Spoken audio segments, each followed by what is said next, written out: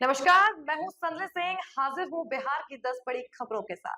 खबरों की शुरुआत करें उससे पहले हम अपने दर्शकों से अनुरोध करते हैं कि हमारे चैनल को आज ही सब्सक्राइब करें और हमें अधिक से अधिक सहयोग करें ताकि हम आपके लिए ताजा तरीन और राजनीति से जुड़ी हर अपडेट्स देते रहें। तो चलिए करते हैं शुरुआत। बिहार सरकार के मंत्री नितिन नवीन ने आरजेडी के पोस्टल बैलेट रिजेक्शन वाले आरोपों को खारिज करते हुए कहा कि जनता ने स्पष्ट संदेश दिया है, लेकिन आरजेडी अपनी करारी हार स्वीकार नहीं कर पा रही है। उन्होंने कहा कि राहुल गांधी की सोच के साथ चलने वाले नेताओं को जनता बार बार जवाब देती रही है और आगे भी देती रहेगी। तेजस्वी यादव भी उसी राह पर बढ़ रहे हैं तो जनता उन्हें समझा देगी। वहीं उपेंद्र कुशवाहा के बेटे को मंत्री बनाए जाने पर परिवारवाद के आरोपों पर उन्होंने कहा कि उपेंद्र कुशवाहा ने संघर्ष से बिहार की सेवा की है और यह उनका निर्णय है। बीजेपी एनडीए ने जनता के भरोसे के साथ काम किया है और इसी भरोसे को बनाए रखने की अपील की है। अब देखिए, आरजेडी का अब ये रोना कोई मतलब नहीं बचा है। अब आगे सोचिए, जो बातें वो कह रहे हैं वो तो वहाँ पर ही करना था, और कभी इसका बहाना। जनता ने तो इतना स्पष्ट संदेश दिया है, अब इस हार को भी वो स्वीकार नहीं कर पा रहे। इतनी करारी हार देने के बाद भी अभी भी जनता ने इतना मैसेज दिया, अभी भी आपको समझदारी नहीं आ रही है। तब राहुल गांधी की सोच के साथ आप लोग काम करने वाले हैं तो करिए। राहुल गांधी इतना बार जनता उनको तमाचा लगाई, फिर भी नहीं समझते हैं। अब तेजस्वी भी उसी लाइन में बढ़ने वाले हैं तो जनता समझाएगी। बिहार में एसआईआर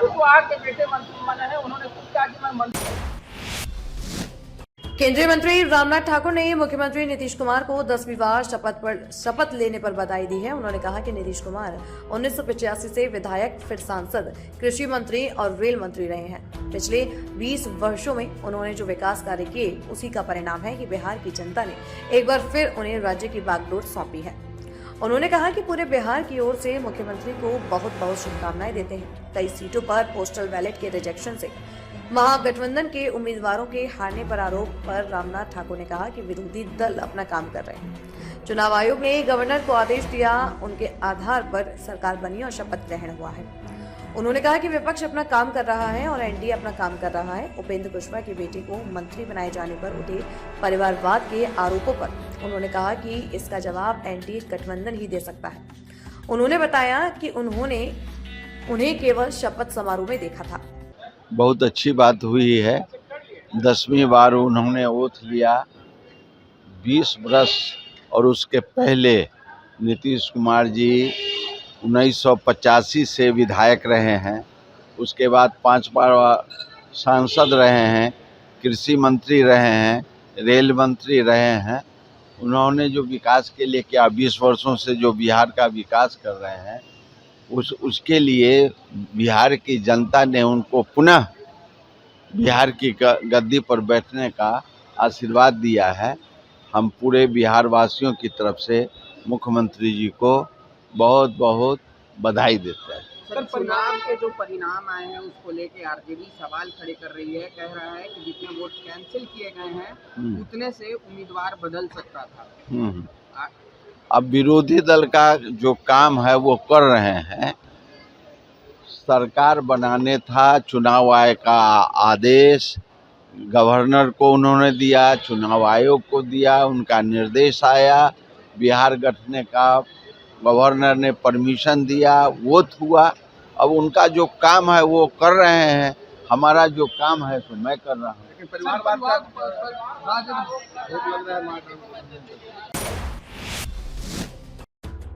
बिहार विधानसभा चुनाव में एनडीए की बड़ी जीत और लोजपा रामविलास के 19 विधायकों के विजयी होने के बाद केंद्रीय मंत्री और लोजपा रामविलास के राष्ट्रीय अध्यक्ष चिराग पासवान ने कार्यकर्ताओं को धन्यवाद दिया।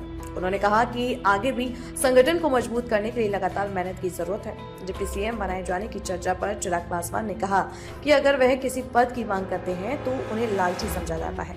उन्होंने स्पष्ट कहा कि उन्हें किसी पद की इच्छा नहीं है और पार्टी को जो भी मंत्री पद मिला है उसे पूरी निष्ठा से निभाया जाएगा। चिराग पासवान ने कहा कि खरमास के बाद वह फिर से बिहारी फर्स्ट के मिशन के तहत पूरे बिहार में लोगों से मुलाकात करेंगे और उनकी समस्याएं सुनेंगे। उन्होंने अपने कोटे से बने मंत्रियों को निर्देश दिया कि जनता से लगातार संपर्क में रहकर उनकी समस्याओं का समाधान करें, क्योंकि अब उन पर बड़ी जिम्मेदारी है। आरजेडी पर निशाना साधते हुए उन्होंने कहा कि लालू प्रसाद यादव और तेजस्वी यादव परिवारवाद में डूबे हुए हैं। वहीं चाचा पशुपति पारस के बधाई संदेश पर चिराग ने तंज कसते हुए कहा कि उन्हें अच्छे से याद है कि कठिन समय में उनके साथ क्या किया गया था। निरंतरता को बरकरार रखने के लक्ष्य के साथ कई बार होता क्या, और इस बात को मैंने हमेशा कहा है कि जब आप थोड़ी सी भी जीत आप हासिल कर लें और वो घमंड, वो अहंकार आपके सर पर चढ़कर बोलने लग जाए, तो वहीं से आपके पतन की शुरुआत होने लगती है।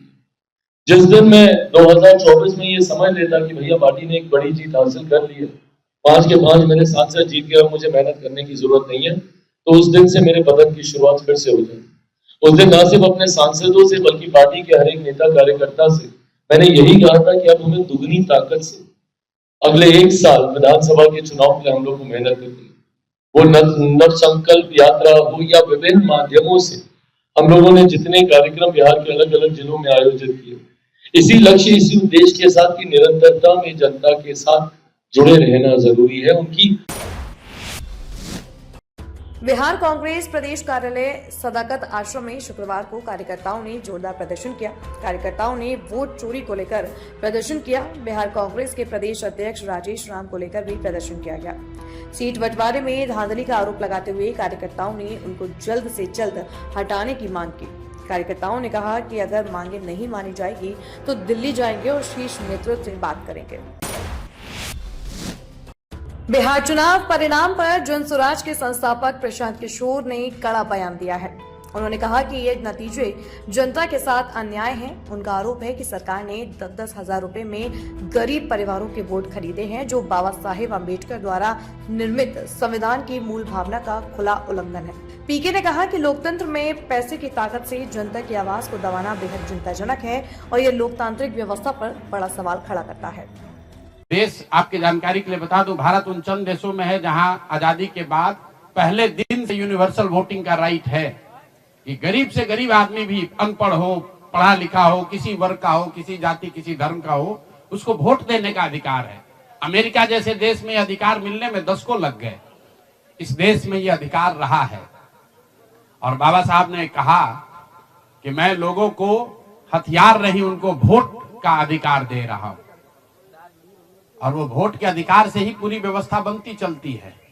सरकार चुनाव के पहले योजना निकालती है कि जो लोग भी गरीब हैं, जो लोग, आप जो कैबिनेट का डिसीजन है उसको पढ़िए, उसमें लिखा गया है कि जो लोग भी इनकम टैक्स नहीं देते हैं और जो सरकारी नौकरी नहीं करते हैं, वो सारे परिवार के लोग, उनको 2-2 लाख रुपया दिया जाएगा रोजगार करने के लिए। प्रशांत किशोर ने शुक्रवार को बड़ा राजनीतिक ऐलान करते हुए कहा कि अगले 5 वर्षों तक वे अपनी कुल आमदनी का 90% हिस्सा जन स्वराज के काम को दान करेंगे। इसके साथ ही उन्होंने बताया कि पिछले 20 वर्षों में अर्जित की गई संपत्ति में से एक घर छोड़कर बाकी पूरी संपत्ति जन स्वराज को समर्पित कर देंगे। पीके ने कहा कि यह कदम जनता के प्रति उनकी प्रतिबद्धता को मजबूत करता है और जन स्वराज आंदोलन को गति देने के लिए बेहद जरूरी है। उन्होंने स्पष्ट किया कि सरोकार और पारदर्शिता उनकी प्राथमिकता है, इसलिए व्यक्तिगत संपत्ति नहीं बल्कि जनता का हित ही सर्वोपरि रहेगा। कई लोगों को लग रहा है कि प्रशांत किशोर आए थे पैसा वैसा लेकर, अब तो 3 वर्ष हो गया, पैसा कितना दिन चलाएंगे, भाग जाएंगे छोड़कर। तो मैं आपको बता रहा हूं, आपके सामने, बिहार की जनता के सामने कमिट कर रहा हूं, आने वाले 5 साल तक मैंने ये भी संकल्प लिया है, जो कुछ भी मैं कमाऊंगा अगले 5 साल में, उसका 90%, कम से कम 90% जन स्वराज के इस अभियान के लिए डोनेट कर रहे हैं। यही नहीं, पिछले 20 वर्ष में मैंने अपने द्वारा अर्जित की गई जो भी मेरी चल अचल संपत्ति है, एक मैंने अपने परिवार के लिए दिल्ली में एक घर को छोड़कर बाकी सारी संपत्ति को जन स्वराज के इस अभियान के लिए डोनेट कर रहा हूं। कोई भी चाहे पैसे की वजह से बिहार की गरीब जनता। मंत्रियों के विभाग बंटवारे को लेकर शुक्रवार को उप मुख्यमंत्री सम्राट चौधरी और विजय सिन्हा की मुख्यमंत्री नीतीश कुमार से मुलाकात हुई है। जानकारी के अनुसार उन्होंने भाजपा कोटे के मंत्रियों के विभागों की सूची मुख्यमंत्री नीतीश कुमार को सौंप दी है। नीतीश कुमार और सम्राट चौधरी की मुलाकात लगभग 50 मिनट तक चली। इसके बाद मुख्यमंत्री नीतीश कुमार, सम्राट चौधरी और विजय चौधरी राजभवन पहुंचे, जहां राज्यपाल से मुलाकात की। बताया जा रहा है कि संभावित विभागों की सूची राज्यपाल को सौंप दी गई है और अब मंत्रिमंडल विभागों के आवंटन की औपचारिक घोषणा कभी भी हो सकती है। बताया जा रहा है कि भाजपा कोटे से उप मुख्यमंत्री सम्राट चौधरी को गृह विभाग दिया गया है, वहीं विजय कुमार सिन्हा को भूमि एवं राजस्व विभाग के साथ खान एवं भूतत्व विभाग की जिम्मेदारी मिली है। मंगल पांडे को स्वास्थ्य विभाग और विधि विभाग मिला है। दिलीप जायसवाल को उद्योग विभाग दिया गया है। नितिन नवीन को पथ निर्माण तथा नगर विकास एवं आवास विकास की जिम्मेदारी सौंपी गई है। रामसूरत राय को कृषि विभाग मिला है। संजय टाइगर को श्रम संसाधन विभाग मिला है। अरुण शंकर प्रसाद को पर्यटन विभाग और कला संस्कृति एवं युवा विभाग दिया गया है।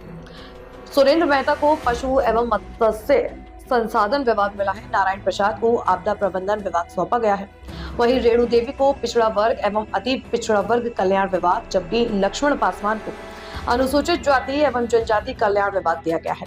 सुभाषिनी सिंह को सूचना प्रौद्योगिकी तथा खान विभाग की जिम्मेदारी मिली है।